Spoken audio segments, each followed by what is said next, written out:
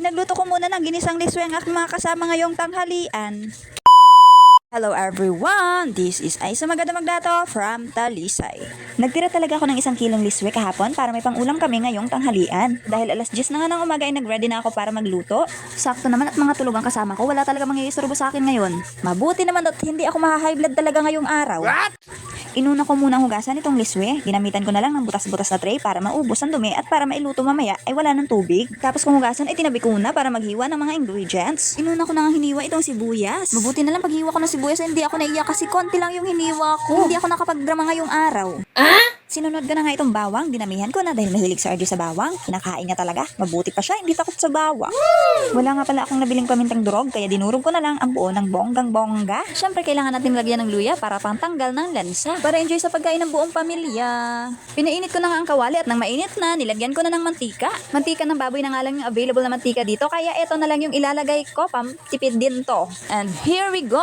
Ready na tayo sa pag-isa. Inuna ko nang ilagay itong luya. Sinunod ko na rin yung bawang. Hinalo-halo ko muna ng konti para maluto yung bawang at luya.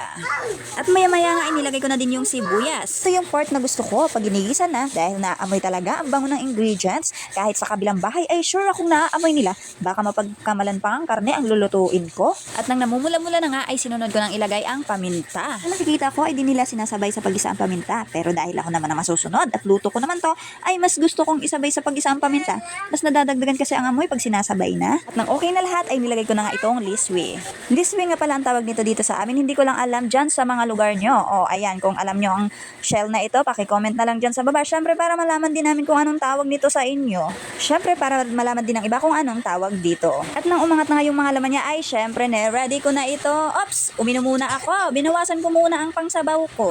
Malamig kasi kaya nainganyo akong uminom. Tumikim kahit konti. Lagyan ko na lang ng madaming tubig mamaya kung walang lasa. Ouch! Hinalo-halo ko muna saglit para mag-mix yung Sprite at saka yung liswe. And then, nilagyan ko na din ng tubig na kaunti lang para dagdag na sabaw. Mahilig kasi sa sabaw ang aking mga alaga. Nilagyan ko na din ng bitchin at asin. Siyempre, minekos-mekos na naman natin ulit mga insan. Hinayaan ko na muna saglit na kumulo at nabinalikan ko ay tinikman ko na kung ano ang lasa at kung luto na ba. Kaya kung luto na ay syempre ready to eat na ang buong pamilya. So ayun, kung natapos mo ang video ito, paki-like, share, and follow na din. Maraming salamat sa inyong panunood. Bye-bye!